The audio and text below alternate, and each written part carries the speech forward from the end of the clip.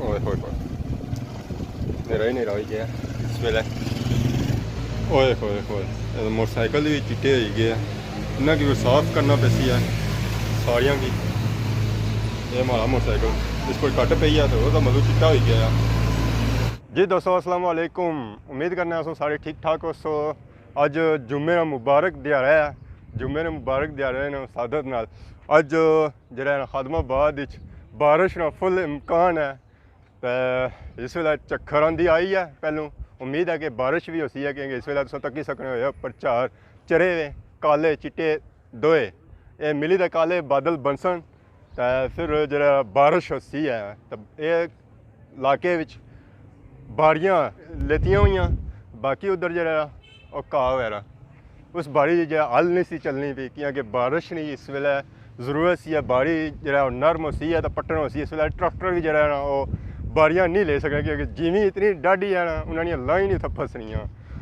तो बारिश होती है कि जिमी नरम होती है। हूँ इस वेले इतना हूँ काफ़ी आवाम इतना कट्ठी होनी पी है, पढ़ाई है तकी रही है, इंजॉय करी रही है बारिश ही कि बारिश असी इंजॉय कर सा। पर जब बारिश को नहीं आई है, आंधी तो तूफान ही है इस वेले। तो इलाके तकी सकने इस वेले बूटे फुल जरा ना वो हवा हिली रहे है। चक्कर खलसी आंधी तूफान सब कुछ इस वेले इतों गुजरी रहा है।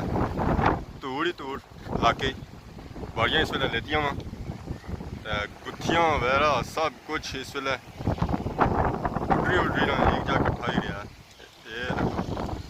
ये बूटियां की हालत इधरों सब कुछ, ये बाजारा की हालत है।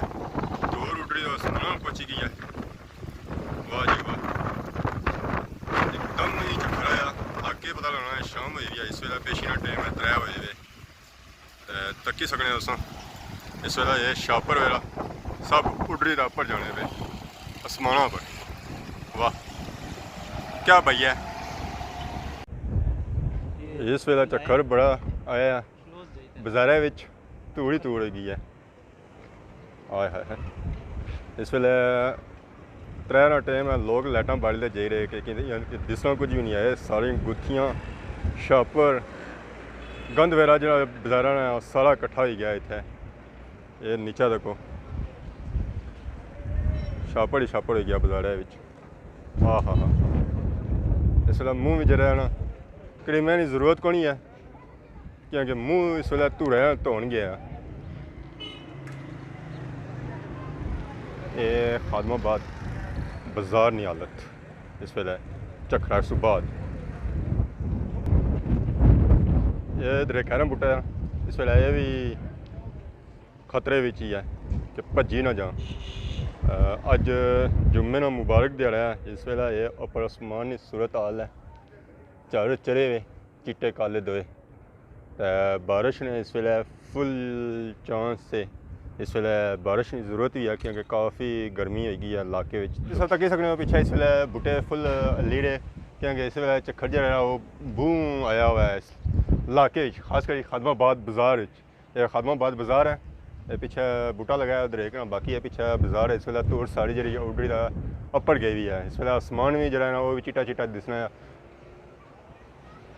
धूड़ा नहीं वजह से।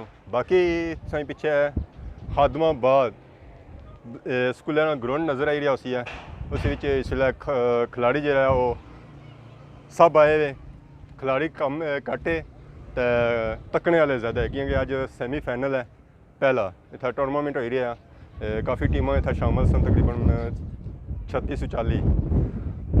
अज उसमें सैमी फाइनल है तो लोग उन्हें अपनी टीम ही सपोर्ट करने वास्ते आए। हूँ इस वे चक्कर भी हो ही गया है कहता हूँ मैच होना है या कैंसल होना। उम्मीद है कि मैच कैंसल नहीं होगा क्योंकि सैमी फाइनल है, सैमी फाइनल में मैच घट ही कैंसल होने हैं या फाइनल ने। तो बाकी सही है नाल चेक कराने चक्कर की वजह से काफ़ी जरा छापड़ इस वे इतना इलाके कट्ठे गए। कोई पिछले इस वे छापड़ आ ही रहे सारे छापड़ इस जगह पर कट्ठे हो गए।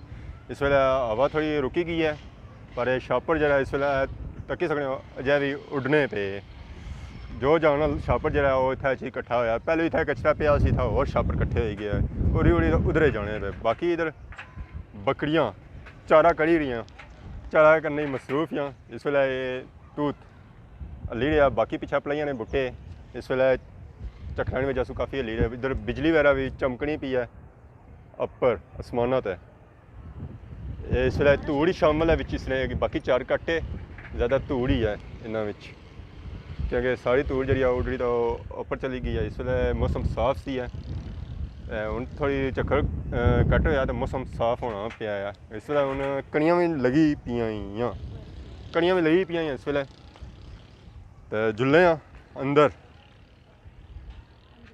ਇਸ ਵੇਲੇ ਝੱਖੜਾ ਹੀ ਖਾਲੀ ਨਾ ਬਾਲ ਹੀ ਮਾਰੇ ਖਰਾਬ ਹੋ ਗਏ ਹੁਣ ਜੁੱਲੇ ਅੰਦਰ ਕਿ ਮੂੰਹ ਸ਼ੂੰ ਤੋਂ ਧੂੜ ਇਤਨੀ ਪਈ ਹੈ ਕਿ ਚਿੱਟਾ ਹੀ ਹੋ ਗਿਆ हमने कंगा शंगा मारा कोई बाल सेट करा बाकी मकामात पर भी जाना है कि विजिट शीट करना है कि सांस इजाज़त खुदा हाफिज़ ओए होए होए मोटरसाइकिल भी चिट्टे हो गए इन्हें की साफ करना पैसी है सारिया की ये हमारा मोटरसाइकिल इस पर कट पई है तो मतलब चिट्टा हो गया